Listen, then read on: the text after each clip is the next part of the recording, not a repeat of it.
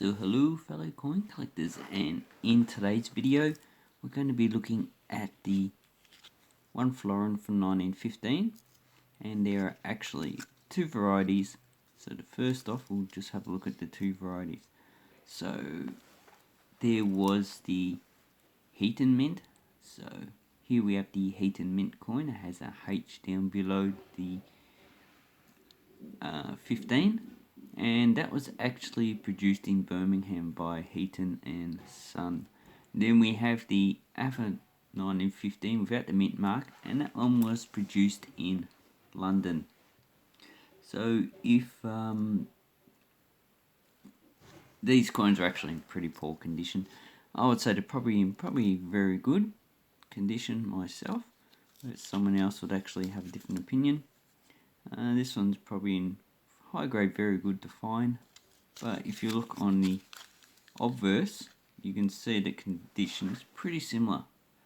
So you can see that the ears almost disappeared except for the hole in the center.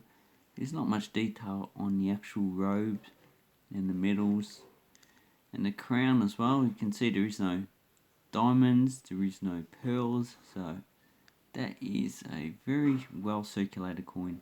And I'm not surprised, because at the time these coins have a silver value of about $15 last time I checked. So that's actually a high value coin. And even with the $10 banknote or the $20 banknote, people generally, they do collect them, but because of the value, they only collect really good ones or good serial numbers, and the general coin banknotes they actually just spend. Same with these. And we also have to take into account that in 1915, I think there was like a basic pension for old people. There was no dole, there was no real benefits that the government gave to the actual people. There was no universal healthcare, and most people were actually poor, living in poverty. Even though wages were still high, they still were living in poverty. And so most people would have actually spent their 2 shilling coins, and very few people would have actually collected them. So what is the significance of this year? Well, basically it's a mintage. So the London has a mintage of 500,000, considered scarce or rare. With eBay, it's probably not really rare. There's quite a few on eBay. But if you have a look at the values, it says the value starts at $73. For all these values, I'll probably take about half from VG to VF, and EF to uncirculated, probably a quarter of those values. So basically, you can buy VG coins for about $25 to $30 pretty much on eBay, but we'll have a look at the actual values soon. And as you can see, probably $100 for a fine, or probably 50 to 100. So I usually take about half the value of this, but in this case you're probably taking about a third of the value. And for VF, probably $200 to $300. So for a coin that's 500,000, you'll be paying for a high price. And that gets where we actually look at the Poppy. So the Poppy has a similar mintage. There's more collectors for those coins. So if you get an uncirculated one, it's actually going to get to a higher value later on. But you have to also take into account is that most of the Poppy coins are pretty much uncirculated, which are most of these 1915 ones are probably not uncirculated, probably in these lower grades here. So that's why you won't get that price for a Poppy coin. But we're getting off topic here. So let's have a look at the Aven issue, and that is the Heaton. So then we got the Heaton with the H underneath. This says 750,000. So 1.5 times the London. And as you can see, these are the obverse designers. So that's the obverse. McAnell and Blakemore done the reverse. And as you can see, the value is pretty much half of what the London one is. But for the H, you can probably still get it for like, I don't know, $20 to $30 for VG. Up until almost uncirculated, probably about $1,000, I would say. And that is the significance of that coin because it's a low mintage, along with the 1914.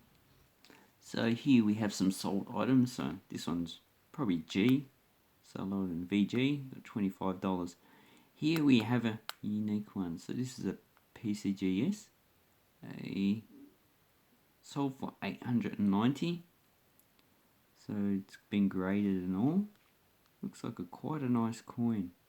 And here's the actual, so if you want to look it up on the internet, put PCGS and this catalog number here. So that's the actual identifier for that coin.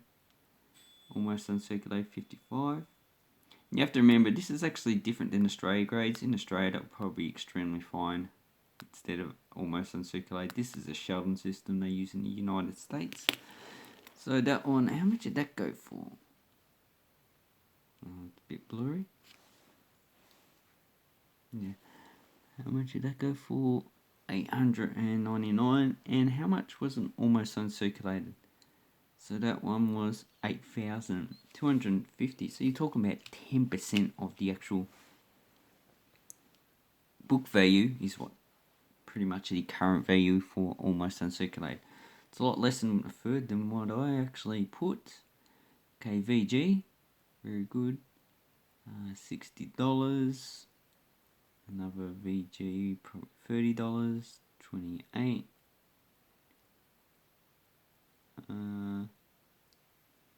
30. So VG probably about $30. This is probably fine. 49. And this one, that actually looks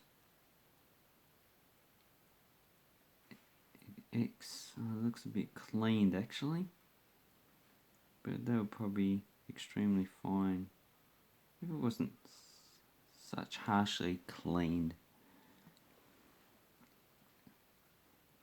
And H, good. These two, ooh, that would have been good to get. It's less than a metal value there. So, and some more. So if you buy more than one coin, you can actually get better deals. See this one's a better deal. Two, oh no, it isn't. Only 2 coins. I thought it was 4. Another coin, 27. Yeah, so low grade, you're probably looking at $30. If you're lucky, you can actually get it lower than that. But most of the time, you're going to have to wait for those type of deals. So, but if you want something that's investment grade, get something that's actually a lot better. Last chart, VF, EF. Almost uncirculated. Wow. See, the values are all over the place. And the reason why that is that it depends on the time that they're actually selling. If you're selling like on the weekend, you'll probably actually get a higher price than you would during the week if you have your listings ended for an auction. Also, if you're selling it for a higher price like that, it's probably going to take longer to actually sell the coin than if you have this one listed. I reckon that one would have sold almost within a few days of the actual listing because the actual almost uncirculated and the actual value. Was that an auction? No, just buy it now. Looks pretty good. It's a bit blurry. I'm not too sure if there are actually counterfeits out there of this coin. That I need to actually look up. Being 1915, I would say probably there might be. This one looks pretty good. VF, I would say. But the one below it, that looked a bit weird. That one, I would pass that up because it just doesn't look right to me, especially the rims. And so if you get a lot of coins, so this is a lot of 5. So talking about 5 times 15 equals 75. Yeah, that's just bullion value. And yeah, that's actually a good set to get. Also a higher grade, but these ones are generally low grade coins. So, and got other coins there. So beautiful. So the moral of the story: if you want to get one of these Florin coins, shop around. Don't just buy the first thing that you actually come across. Check the prices of other sellers, and also check the catalogue and see what you can find out there. So these coins, quite nice, beautiful coins, I reckon. Pity about their lower grades, but I brought these as a lot all together. So I preferred just to buy a whole bunch of coins than single coins all over the place. It just makes it a lot easier. And anyway, I'd like to say thank you very much for watching my video, and have an awesome coin and banknote collecting time. Oh, another thing is that there's not many varieties or errors that you can actually find in this. One of them is this one's got this straight one, but you got one that's a bit more bent. So it's facing towards the emu a lot more. But that's about it. I haven't found that coin. And you've got a die crack in this one. Anyway, I'll leave it here. Thank you very much, and I'll leave a link down below, and goodbye.